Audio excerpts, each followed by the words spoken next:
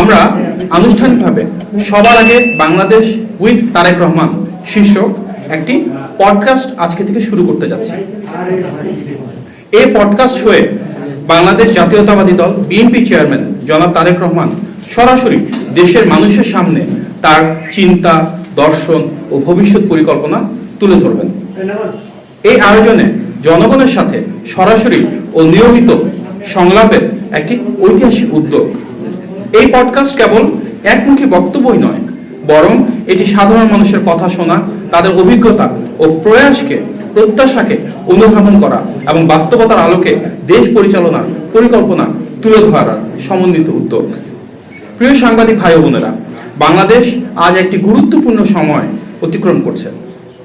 নির্বাচনকে কেন্দ্র করে দেশের জনগণ আর কোনো অবাস্তবায়নযোগ্য ফাঁকা বুলি শুনতে চান না, মিথ্যা আশ্বাস প্রত্যাশা করেন না।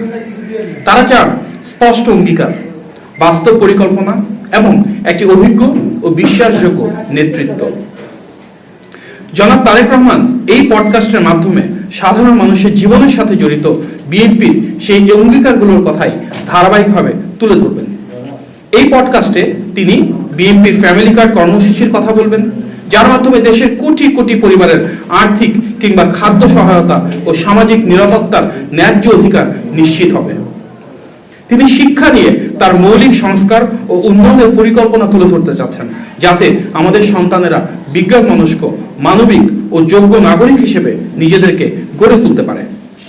এছাড়াও তিনি ধর্মীয় কল্যাণমূলক উদ্যোগগুলোর কথা ব্যাখ্যা করবেন, যেখানে সব ধর্মের মানুষ সমান মর্যাদা, নিরাপত্তা ও স্বাধীনতা উপভোগ করবেন। কারণ আমরা বিশ্বাস করি বাংলাদেশ কারো একার না, এই বাংলাদেশ আমাদের সবার। এই পডকাস্টের মাধ্যমে জনাব তারেক রহমান পরিবেশ রক্ষায় নদী, খাল খনন ও পুনঃখনন সহ পানি ও বর্জ্য ব্যবস্থাপনা নিয়ে তার পরিকল্পনার কথা বলবেন।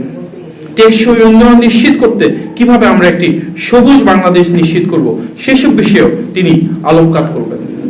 এর পাশাপাশি কৃষক কার্ড নিয়ে আলোচনা করবেন, যার মাধ্যমে আমাদের দেশের কৃষকেরা কিভাবে কৃষক পণ্যের ন্যায্য মূল্যটুকু পান, সহজ শর্তে ঋণ সহায়তা পান, রাষ্ট্রীয় সুরক্ষা পান, এগুলো তিনি তুলে ধরতে যাচ্ছেন। এছাড়াও জনাব তারেক রহমান বিশেষভাবে তার ক্রীড়া ও যুব উন্নয়ন পরিকল্পনা সমূহ জাতির সামনে উপস্থাপন করবেন। কারণ আমরা বিশ্বাস করি তরুণরাই এই বাংলাদেশের শক্তি, তরুণরাই এই বাংলাদেশের সম্ভাবনা, তরুণরাই এই বাংলাদেশের আগামীর ভবিষ্যৎ।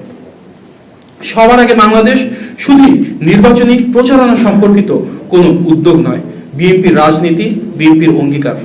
আমরা এই দর্শন যে আলোকিত করছি তার কেন্দ্রে আছে দেশ এবং দেশের মানুষের মর্যাদা ও অধিকার প্রতিষ্ঠা। আমরা বিশ্বাস করি এই উদ্যোগ রাজনীতি ও জনগণের মধ্যে যে দূরত্ব সেটা কমাবে এবং একটি সুস্থ ও গণতান্ত্রিক আলোচনার পরিবেশ তৈরি করবে। আমরা মনে করি সবকিছুর আগে বাংলাদেশ, মানুষের আগে কোনো কিছুই নয়।